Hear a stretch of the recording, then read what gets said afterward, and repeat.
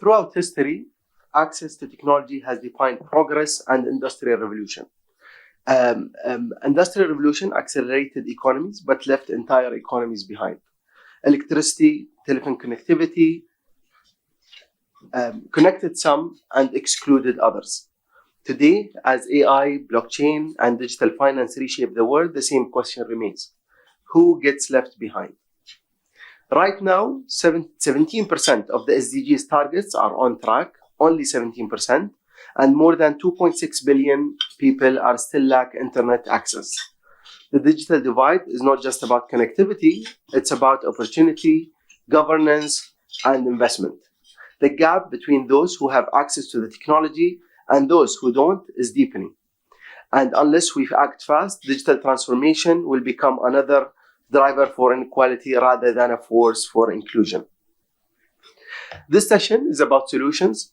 How do we ensure equal access to digital infrastructure? How do we ring-fence technology investments from geopolitical volatility? How do we scale innovations in both the public and the private sector to accelerate the SDGs? And critically, how do we ensure that economic gains of digital transformation are invested into society rather than concentrated in the hands of the few? Welcome everyone to this distinguished discussion about digital divide to digital solution, tech first path to SDGs. My name is Mohammed Sharhan. I'm the Managing Director of the World Government Summit Organization in the United Arab Emirates and the Director of Government Leaders and Talents at the UAE Prime Minister's Office. It's a privilege to moderate today's discussion with this exceptional panelist. To ensure a smooth and engaging discussion, here's how we'll proceed. We'll begin with a moderated conversation for about 45 minutes, followed by 15 minutes of audience Q&A. During the Q&A, I kindly ask you that the questions be kept brief and focused, with no statements or comment, just your name, your organization, and your question, and who is addressed to. Now, let me introduce our distinguished panelists. Mr. Abhishek Singh, the Additional Secretary at the Ministry of Electronic and IT in India. Welcome. Mr. Andreas Orschitz, the Chief Marketing Officer of Infineon Technologies in Germany. Del Bawa, the CEO of Web3 Africa Group from Ghana. Marianne Demarche, the CEO of EMEA Swift France. And last but not least, Stephanie Depivine, the Senior Researcher Fellow of Digital Societies ODI Global UK. Let's dive straight into this conversation. I'll start with the first round of these questions, which I'll address one question per panelist.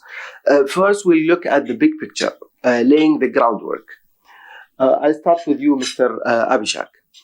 And this question is more specific to what India has been doing over the last few years. India has built some of the world's most ambitious digital public goods, like Aadhaar and UPI, transforming financial inclusion.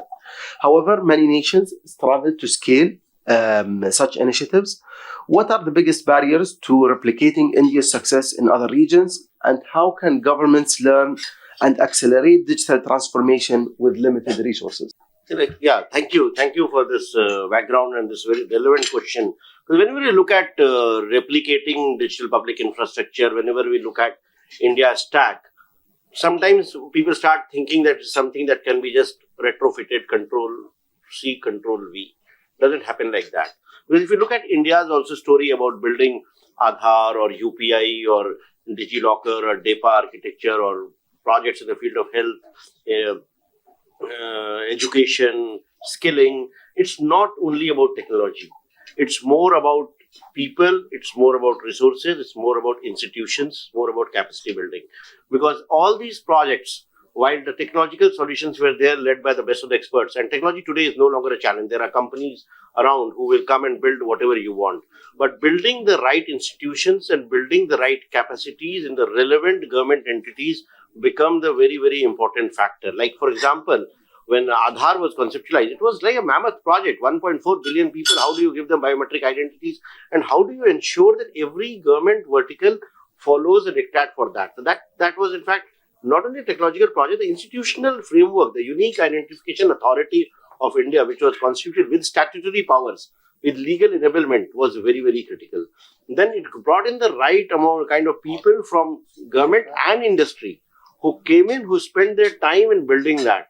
So the amount of investment that was spent in institution building, getting the right people, right talent from the private sector, from the not-for-profit sector who joined hands, and then the effort that was meant in order to onboard all government departments, and more importantly, the state governments, because which are the ones in a federal polity, they are the ones which are actually responsible for implementation of programs.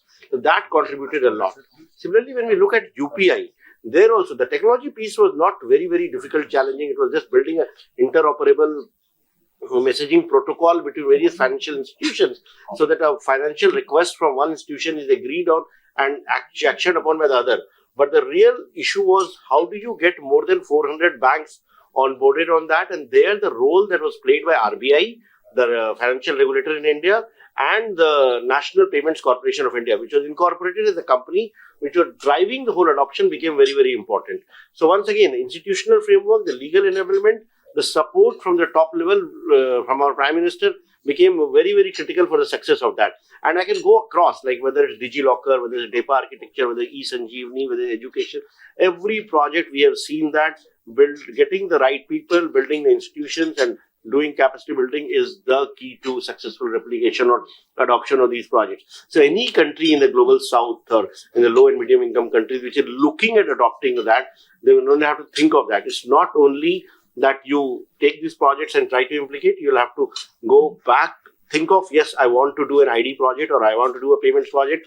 Look at the current level of digitization, look at the current level of institutional framework in your own country. It might not be the same everywhere.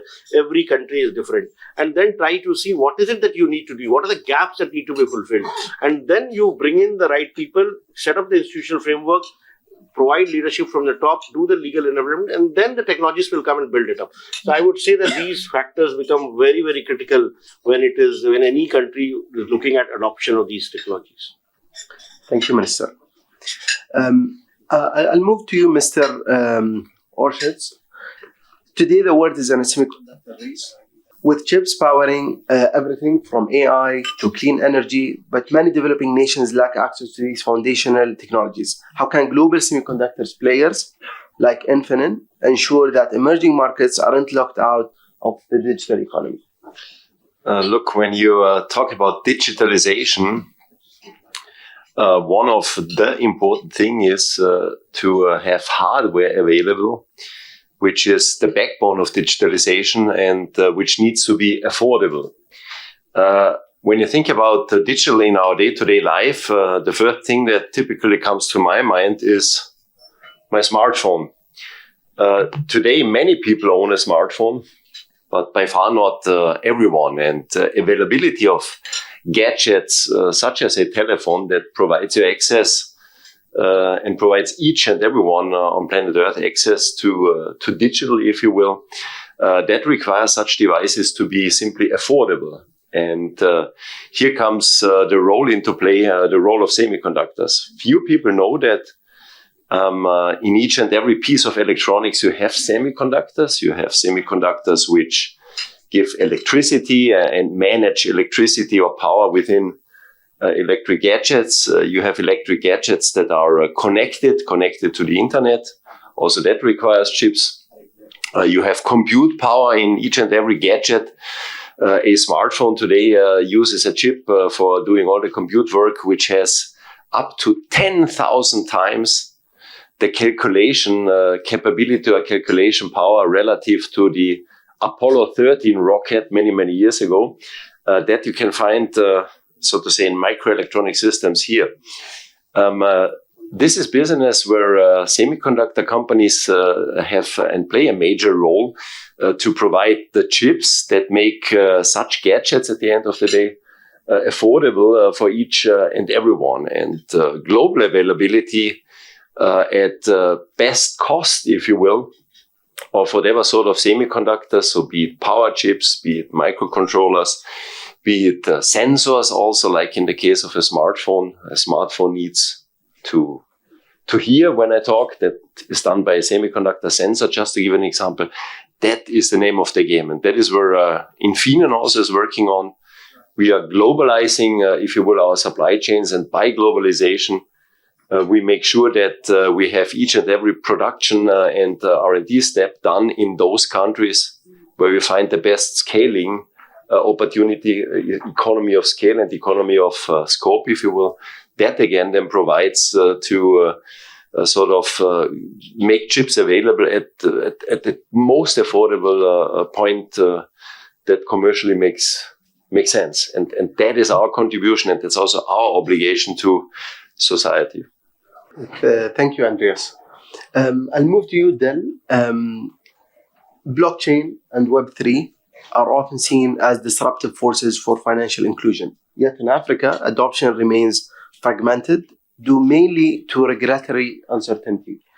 What needs to happen for blockchain and Web3 to move from an experiment to an everyday financial tool on the continent?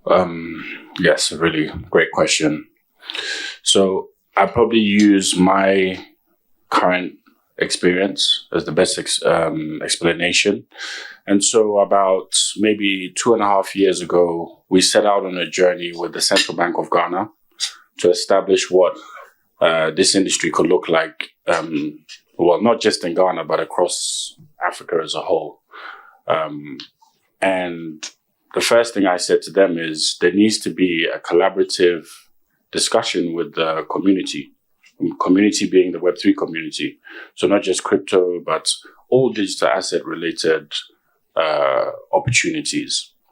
We set out on that journey, and that journey started actually with a trip that was made by Vitalik Buterin, the founder of Ethereum. So he came to spend 2 weeks with us. We had a very, very good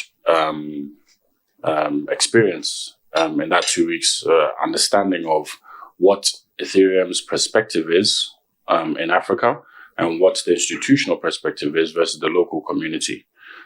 So fast forward, we set out a team with the Central Bank of Ghana to establish a policy framework, right? Prior to that, it was very gray, and that meant there were platforms that were out there, maybe, to be honest, doing a lot of OTC business, right? And so most of the crypto exchanges that are in Africa, where majority of their revenues were coming in from, was the OTC business. And as I said, policy-wise, it was very gray. Now, where we are is through conversations with the community of what's actually needed and what the government, or should I say the institutions, are trying to protect. We now have the first digital asset framework policy launched by the Central Bank of Ghana. This is 2 years later. And that involved constant dialogue. We now also have a sandbox that is due to launch with 4 other key players, including Coinbase. So we have local players, and then we have international players. So we have your Coinbase, we have your Stellar, we have your Circle, all interested. Why are they interested? They're interested because I've always said that Africa's GDP stagnation is because we're looking in the same places, right? We need to look in new places, and those new places heavily revolve around digital infrastructure, which is what our business is focused on. And so 3 areas: policy, education, and then you move to actual commercialization. And so now that we have this policy framework, the next thing is we have an actual sandbox. And this sandbox is now in place with all the selected local players, international players as well. And we're now going to be able to test. We have a test bed, right, to approach the problems that we see on the ground. Web3 is not a fad in Africa. It's actually a necessity. We actually need it for, the bankless.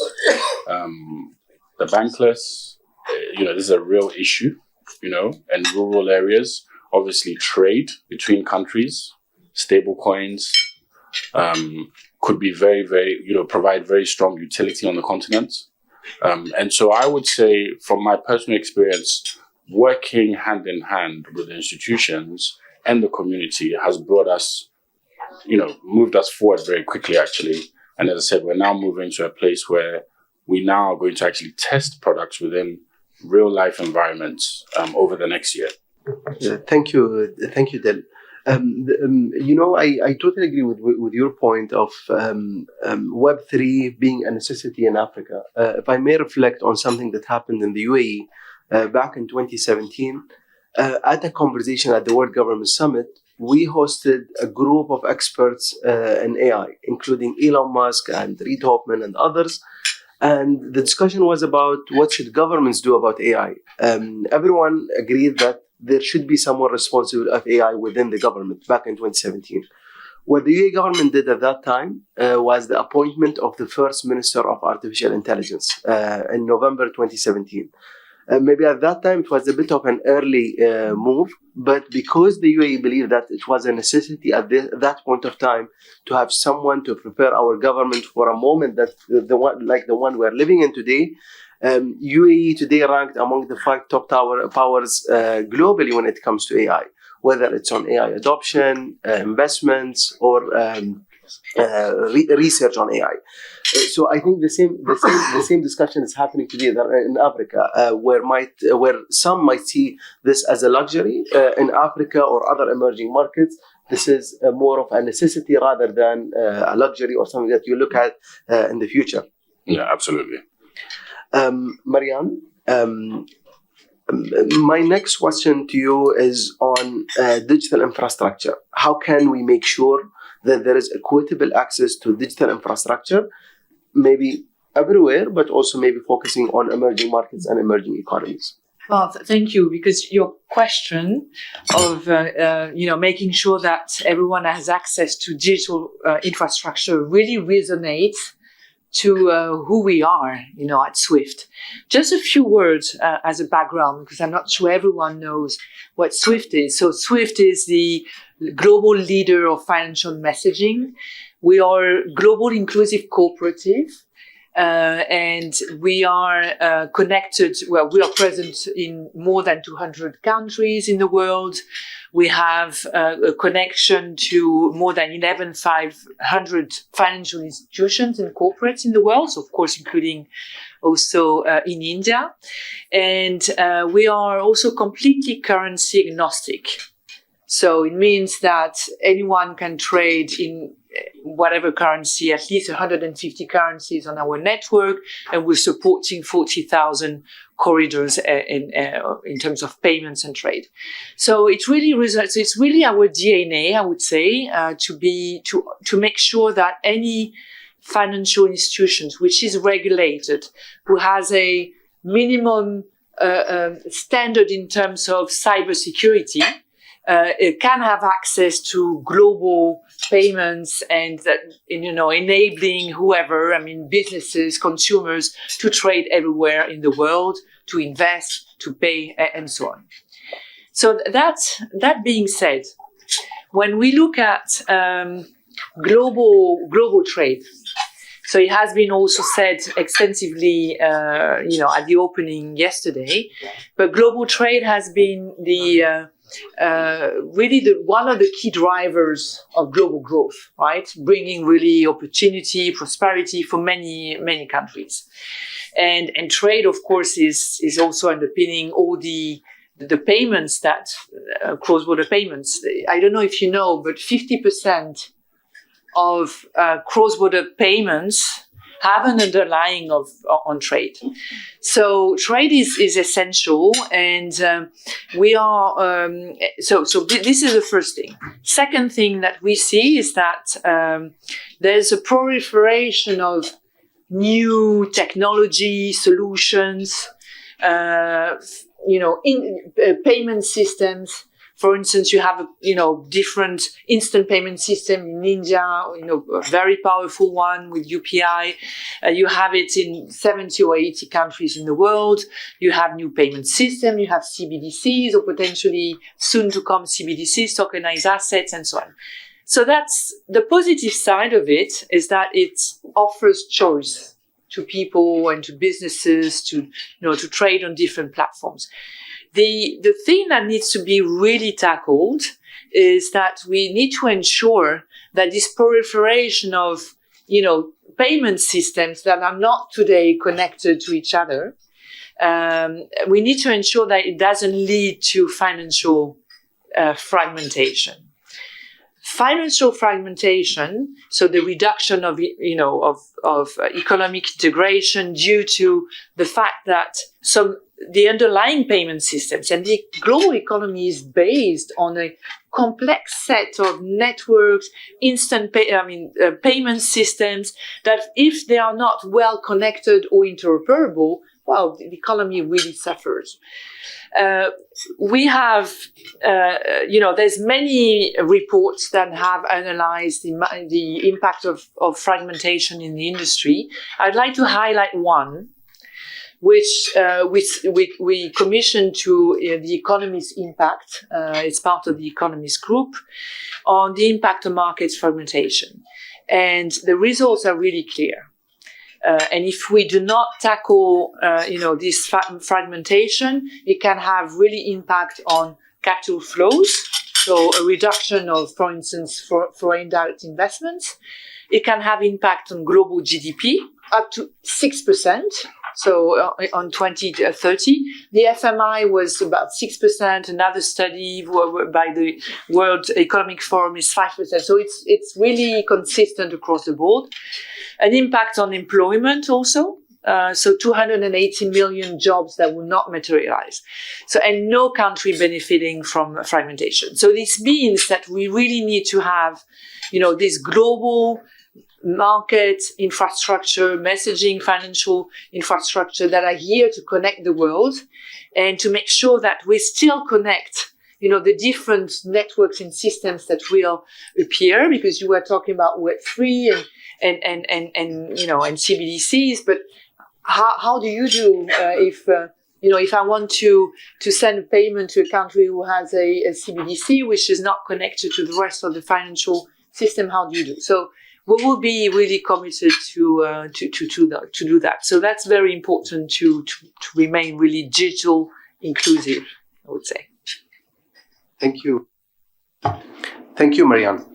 I'll move to you, Stephanie. Big tech companies today control much of the digital infrastructure in the global south, from cloud services to AI. How do we ensure that digital sovereignty remains in the hands of the local governments and businesses rather than concentrated in Silicon Valley or in Beijing? Thank you. So no small question. I think if we're going to think about digital sovereignty, we have to think about it from quite a pragmatic way, and to think about what does sovereignty look like in a digital age. And what it's not going to look like is looking back where it means that one country is, say, able to control and own its infrastructure. We've seen from my colleague who spoke about semiconductors to thinking about Web3. Government and private sector activity in a digital age is inherently global. The platforms we are using, if we think about the fact that the governments are based on the internet, this means that our critical infrastructure of the state is necessarily across borders. And even if you are China or the US, you can't think in isolation if you're going to think about maintaining this infrastructure. So then what does it mean to be sovereign? If the infrastructure that we're based on is going to be owned by companies that exist outside of our borders, if we're going to have to depend on supply chains that are very complex and sit outside of our borders. And so I think for that, where I like to start then is thinking about what's the effective sovereignty. And again, it's about if a country is interested that the interests of its people, government, and businesses are put first, and it's able to continue to protect them over time, how do you do that in this networked world? And I think, well, from one view, the Russia-Ukraine war has shown us some of the challenges of what not to do.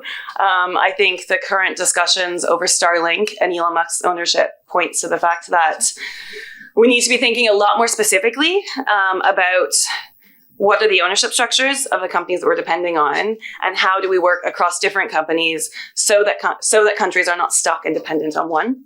I think there is probably something particular about, say, Starlink being owned by an individual and not being a public company. Like, I think we need to be thinking in that space. And then we need to be thinking about how smaller countries can work together to think seriously about how do we manage these different interests so that we are not caught in a position where we are suddenly cut off. And I think that's where again, that's a bit abstract, but I go back to what some of you guys have raised already as well. In one, we need to think about looking in new places and think differently. And that means having the space to think about different futures of what our digital world can look like, from the global south, from the needs, experiences, knowledge systems of different places around the world. We need to get unstuck from one way of thinking about how companies are owned, how they relate to the state, and how different visions of what that could look like. And so I think that needs to come from the global south. That means we need to have the space to have those conversations and the capacity in government. So one of the challenges I've seen is, as for example, some governments have been sort of looking at and working within Africa, for example, it's very difficult to have the capacity and space in government to have the time to think seriously through the trade-offs of different models for digital infrastructure, because there's such a push to develop this quickly, because we're starting from such an unequal space. But in a sense, I don't think we can cut that short. And so for me, the challenge would be one, being open to different knowledge systems about what sovereignty looks like, knowing that it's not going to be in isolation. And then two, how do we create the space in government with the private sector and academia for governments to really understand and grapple with the trade-offs that are going to come from working with different companies across borders, as is going to be necessary. I have a question, Stephanie. I wonder whether a system like Starlink, while it is creating, so to say, access to the internet and digital everywhere, isn't it a killer for sovereignty? I don't think it has to be a killer for sovereignty. I think only having one company that's providing it and having it privately owned by an individual means that, what is a small government going to do? Like, Starlink's business doesn't depend on it being accessed in every African country, right? And so you need to think about, how do governments protect their interests versus the company? And I think lack of competition, and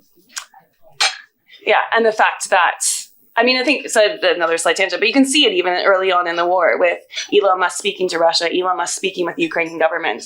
One individual having that much power relative to two countries makes it very difficult for the countries to think about sovereignty and accountability there.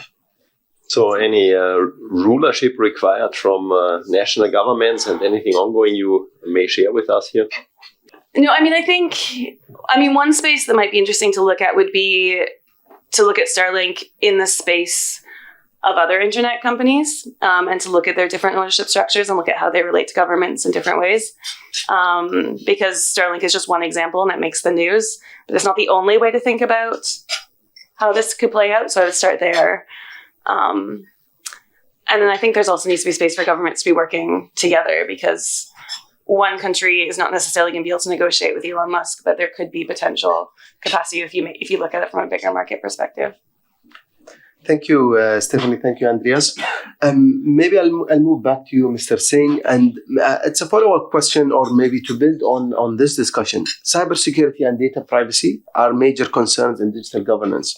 How can governments balance the need of inclusivity, innovation, and regulations, particularly in regions where digital literacy levels vary and maybe high in some regions?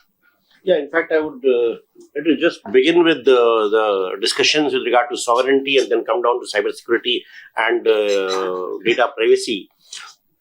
See, of course, if we are relying on one single company or one single individual owning a company for all your needs, then it's a big, big risk to sovereignty.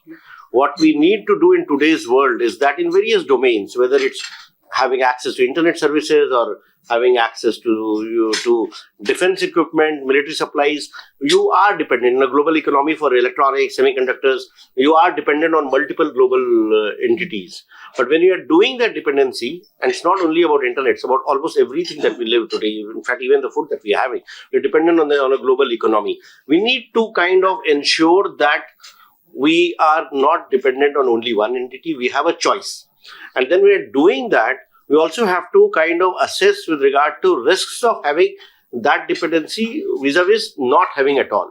So when it comes to, for example, having a Starlink connectivity, we can have that or we cannot have that. If we deny internet connection, what is the cost that we are going to pay? So those are nuanced discussions and decisions which every government need to take, and they will take it based on their own situation where they are in, the requirement of a particular service, how do you negotiate a contract, and how do you go forward on that. Having said that, the risks will remain. Even if you are using Swift or if even those risks will remain, whether it's Starlink or Swift or any other service.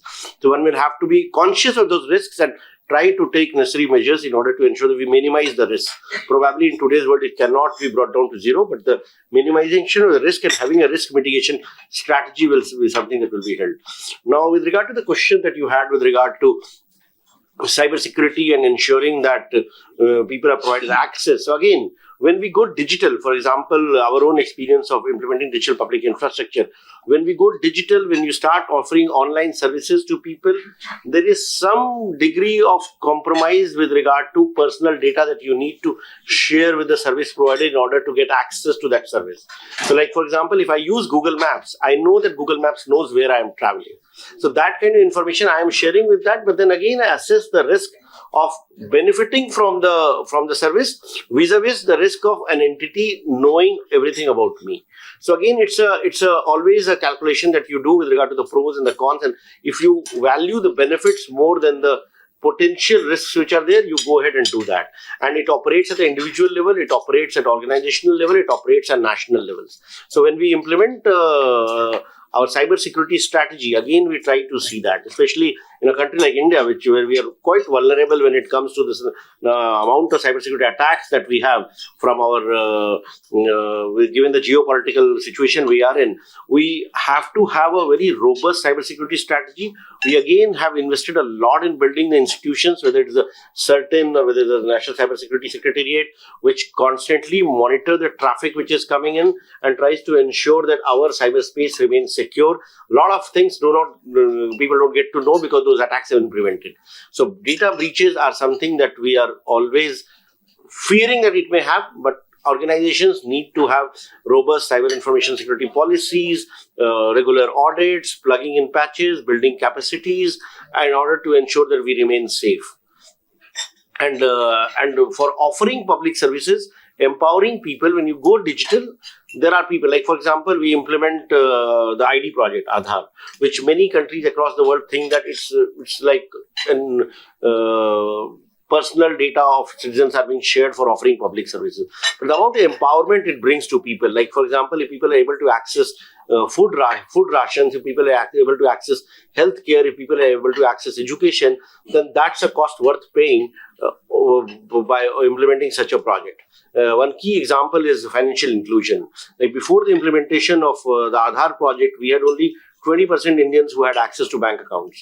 And the one reason they could not have bank accounts because they did not have any ID documents. But when we implemented this Aadhaar project, everybody got an ID, and with that they were able to open bank accounts, and within 8 years we opened almost 510 million bank accounts. Today the financial inclusion is almost 90%, and opening a bank account the first step towards financial empowerment. Then next comes credit, next comes insurance, and there's an entire network of e-services. So I would say that to build a truly inclusive, empowered society, we do need to go digital. But while doing so, we need to safeguard against the potential risks of cybersecurity or data protection that are there. I would have another question in that regards. I'm just wondering, based upon a discussion I had yesterday with the chair of unequal Institute, which is the university arm of the Ministry of IT and Electronics, I understand. I learned that Indian households are to a vast majority using smart meters, but they are unprotected, so there is no hardware security bridge in those smart meters included. So what is the policy there? Just as a concrete example, is that a topic? Because from an outside perspective, it looks as if every household can be hacked very, very easy through the smart meter. Is this an issue? No, the smart meters come with chips which have a cybersecurity component built into the chip, which has a block which is encrypted. So I would not think that it's so easy to hack into any into any smart meter. In fact, the same applies to the solar grid also, because once you are having solar panels, and when you are integrating the solar power panels onto the grid, then again there are risks which people think that one could hack into any house by using using the chips which are there in the solar power system, but the cyber security architecture of India have imposed, they put in sufficient level of safeguards to ensure that such an eventuality doesn't happen. So again, semiconductors are the solution. Yes, they are. Semiconductors are there everywhere. It's good. So back to you, Andreas. We spoke about sovereignty that's becoming a major global issue, with countries trying to build their own semiconductor capabilities and industries. How do you see the risk as, is it a risk to global innovation and collaboration, or it's a necessity and a necessary shift in digital economies? Look, that whole topic of availability of semiconductors in general versus availability of semiconductors at affordable prices and cost, that is a huge challenge with regards to then resilience of supply chains from a national perspective. In other words, semiconductor industry probably is one of the most globalized industries on planet Earth. You can find specific elements that are required to manufacture and to develop semiconductors in specific different regions, which evolved over many, many years, not to even say over decades, that helped to find cost-wise or economy of scale-wise commercially meaningful optimization points. So less cryptically speaking, it makes a lot of sense to have large-scale semiconductor fabrication fabs that do the silicon manufacturing at certain points in the world. There are other points in the world where the equipment is being manufactured efficiently that is used for making these chips.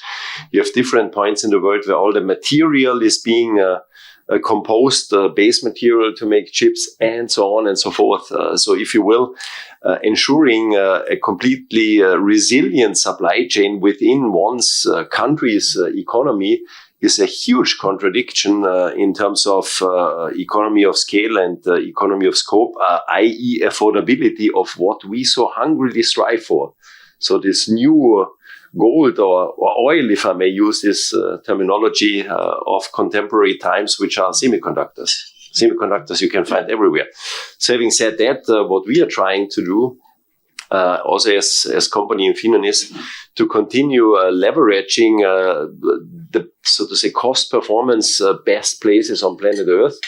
And that is, so to say, globally distributed to ensure that through a distributed value chain, and again, I speak from the context of an international semiconductor maker, we can provide the best cost to performance points to whomever, and to make them available smart meters with security chips that simply allow a smart meter to be delivered at a price point that an Indian household can also afford.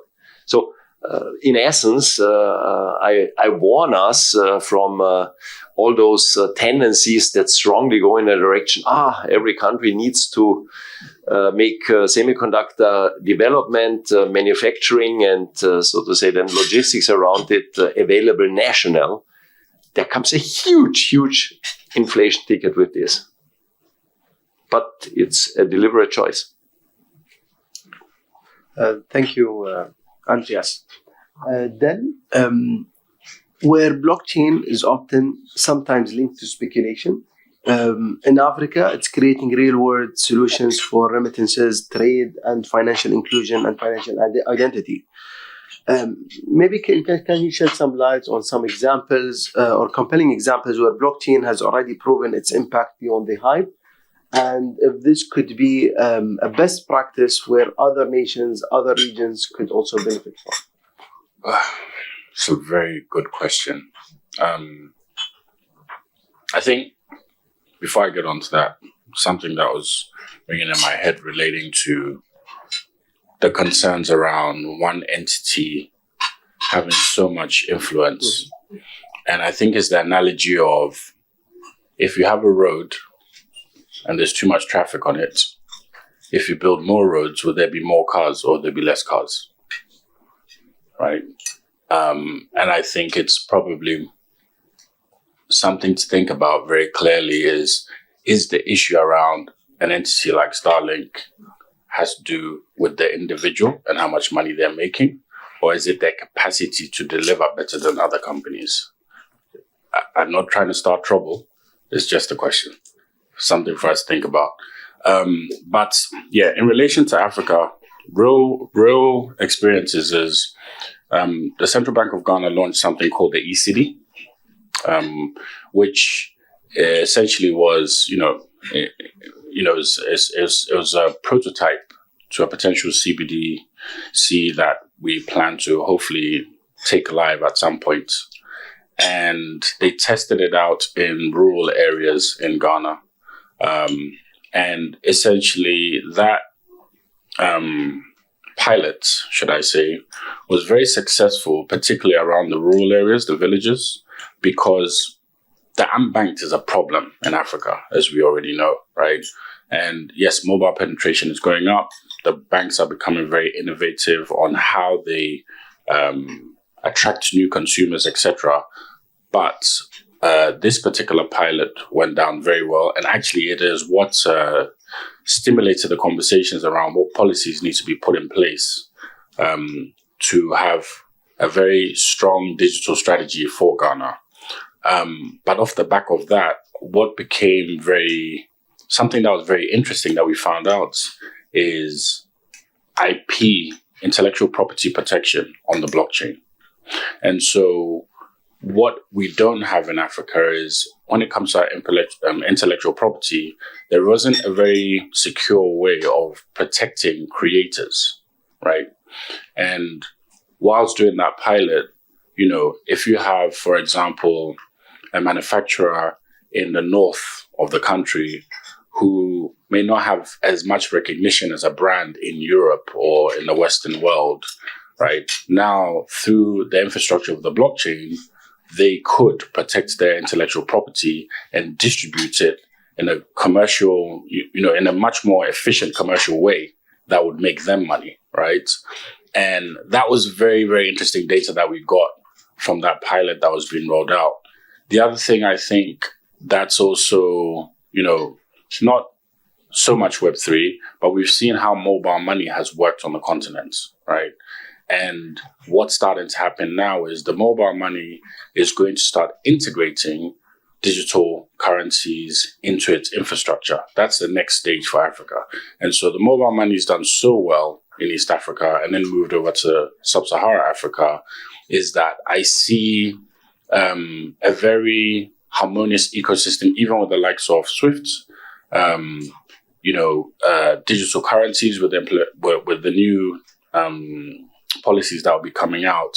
And I actually see a situation where the scalability of trade solutions locally and within neighbor countries becoming a lot more, like growing exponentially over the next decade.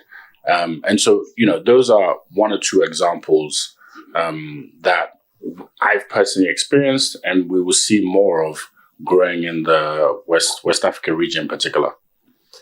Can this be exported to other regions in Africa? Absolutely. I think what we're seeing now is different regions have different strengths, and what we're trying to do is bring them together, which is why actually a lot of the central banks have started to put policies in place, some that Ghana and Nigeria have actually strategically contributed to, and vice versa.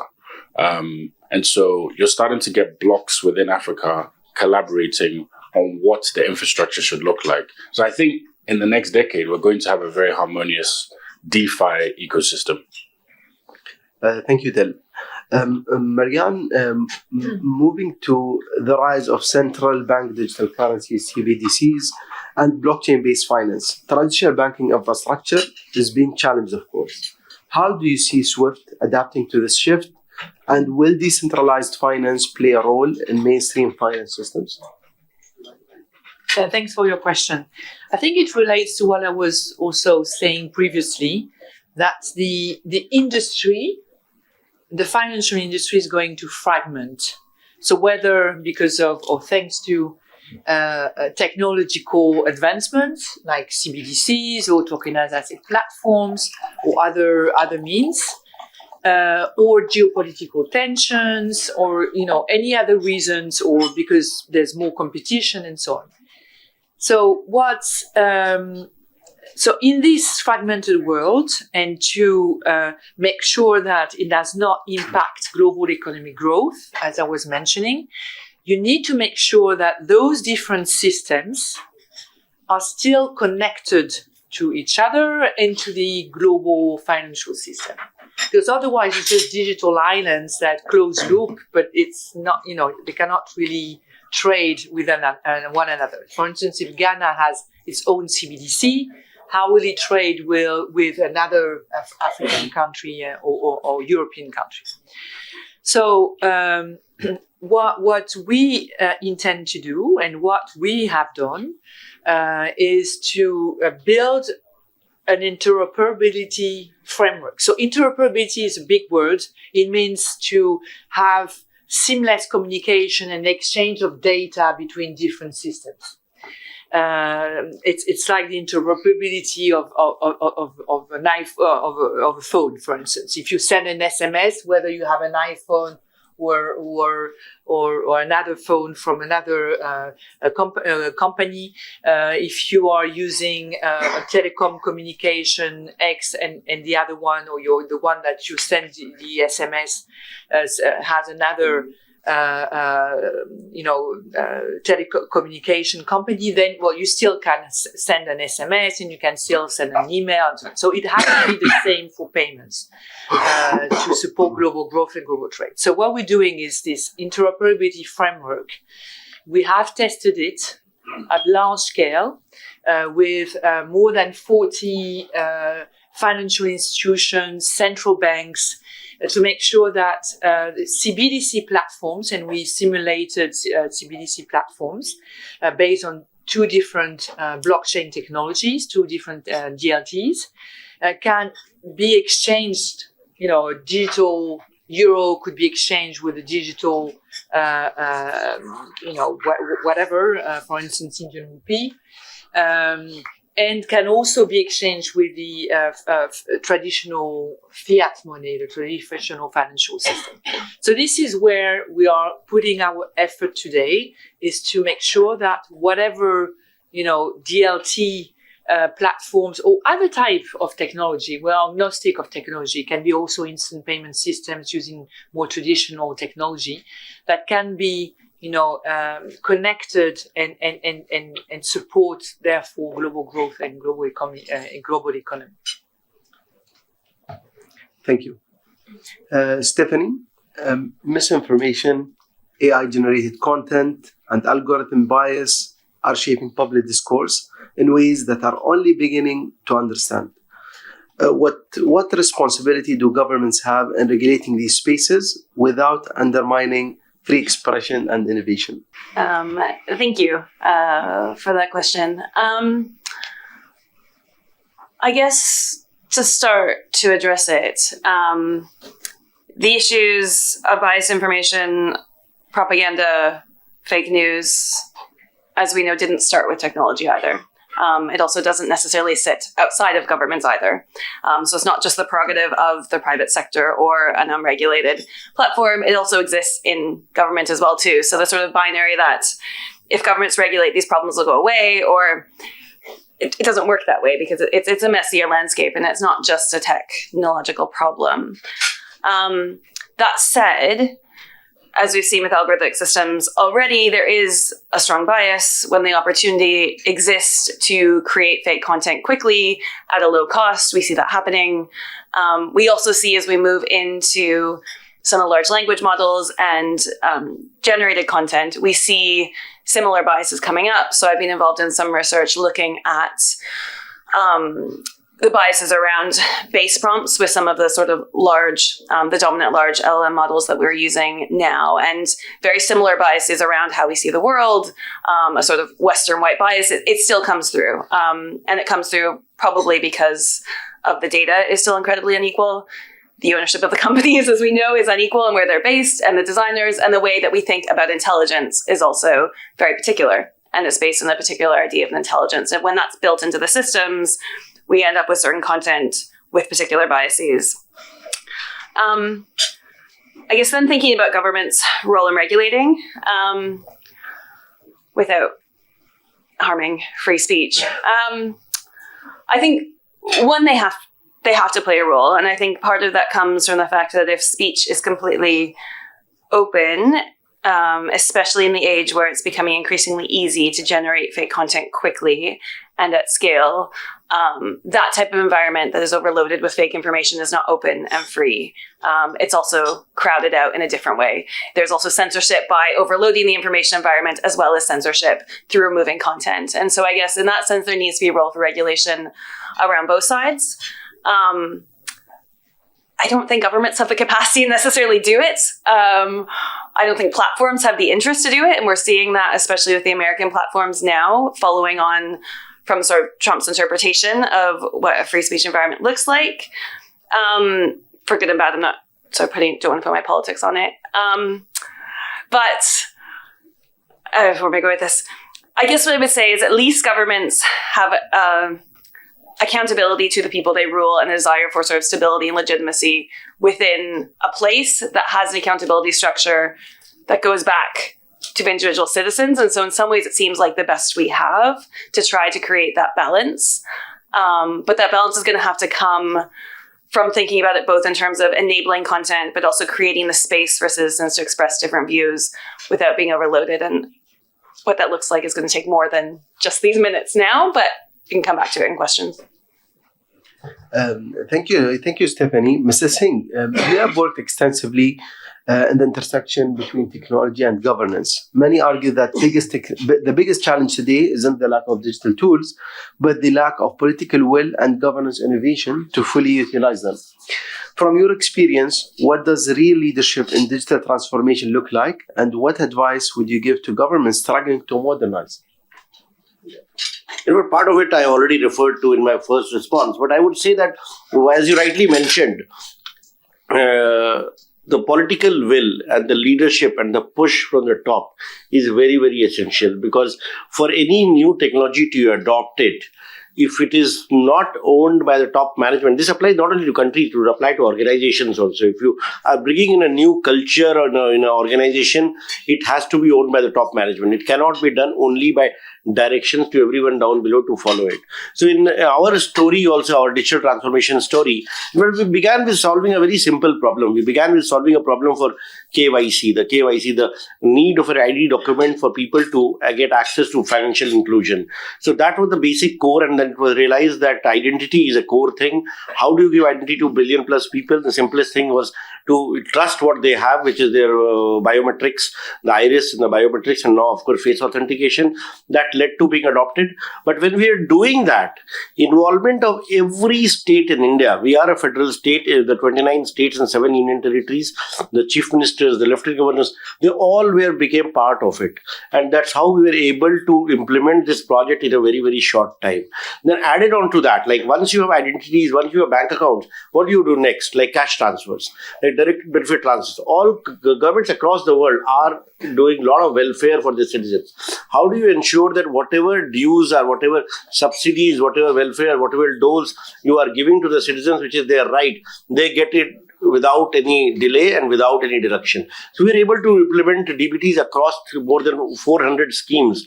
We've been able to save billions of dollars equivalent by implementing these schemes. And during COVID, it came as a very handy way, because when we had to transfer money to those who needed it, when the lockdown was there and people were kind of at the verge of losing their livelihoods, we could do that instantly. Compared to many other countries which did the same transfer through paper checks or plastic cards, and till date it's very difficult to reconcile who got what and who didn't get.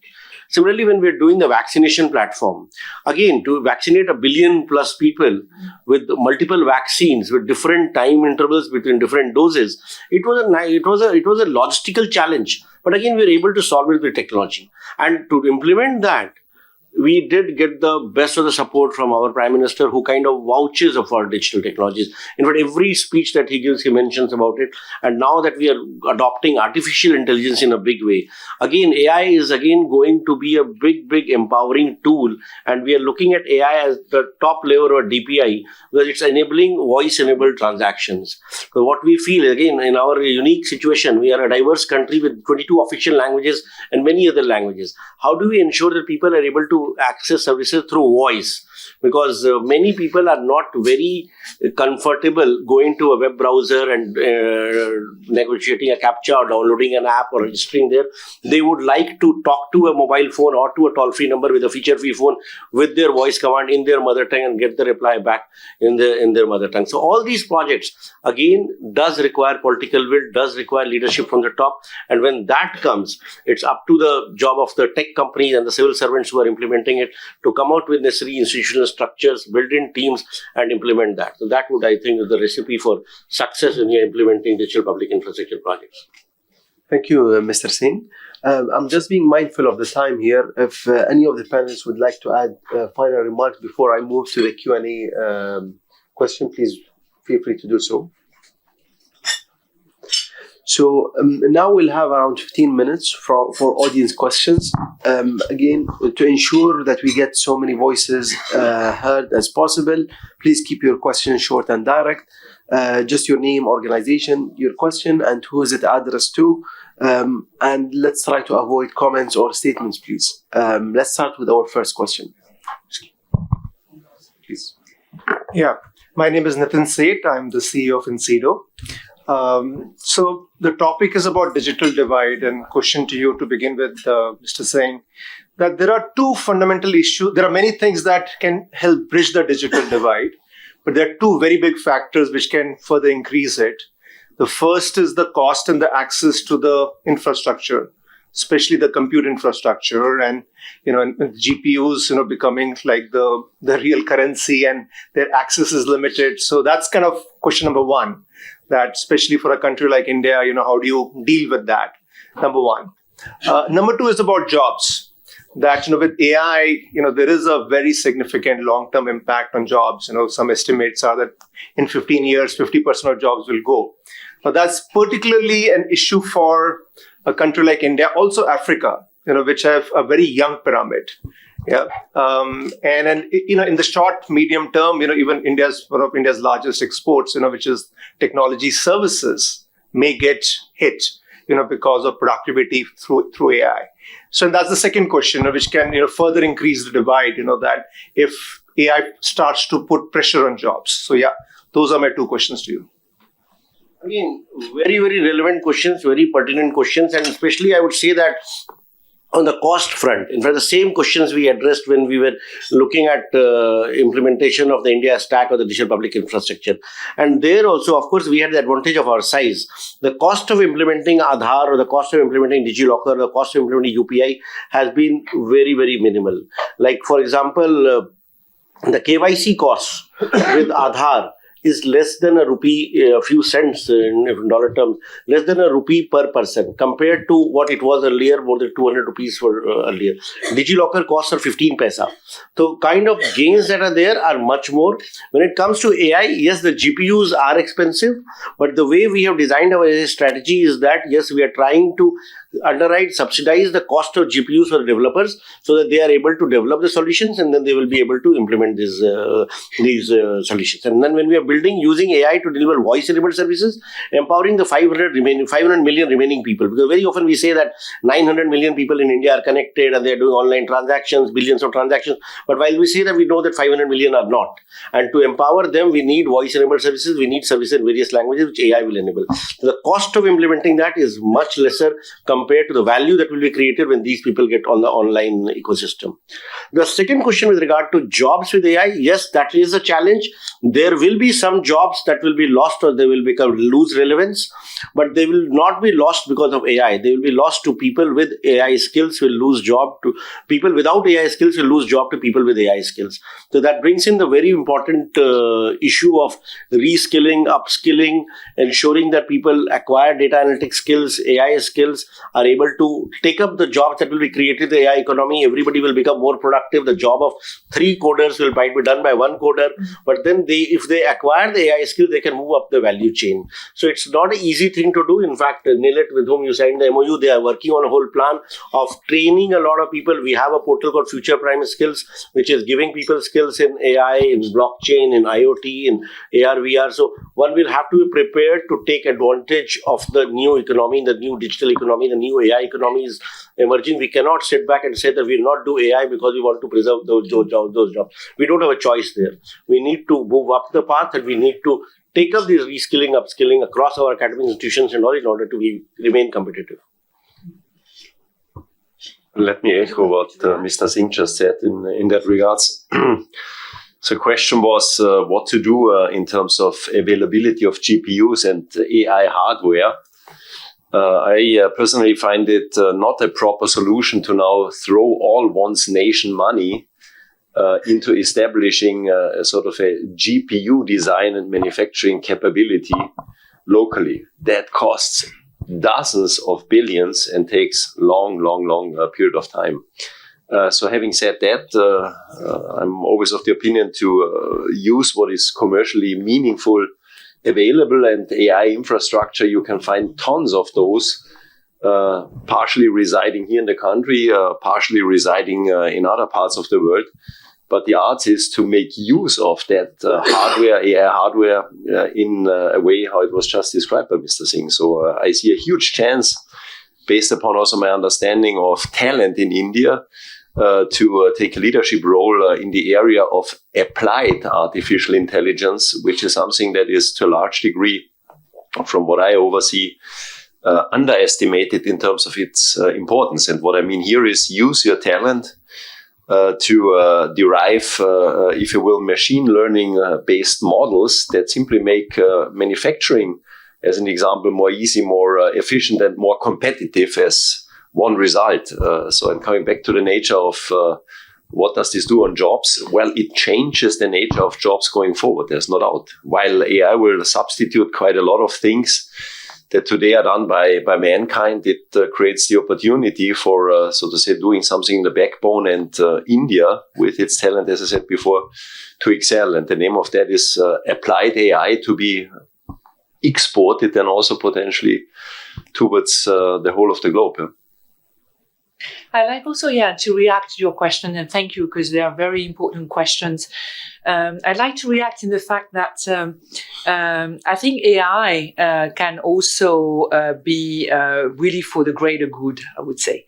So, for instance, SWIFT is, as I said, a global cooperative, and we're here not to maximize our profits, but to maximize the value of what we bring to the ecosystem, to mutualize costs for the industry, and to also build solutions that are there for everyone. So AI, for instance, can be used, and we have developed that, can be used for preventing and detecting fraud or anomalies in payments, combating also the money laundering, financing to terrorism, and so on. So I think here, applying AI will really will be really for the common and public good of all the financial community across the world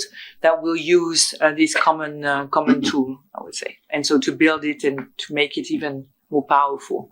Yeah, just briefly on the need for education, especially with emerging economies within Africa and just global South in general.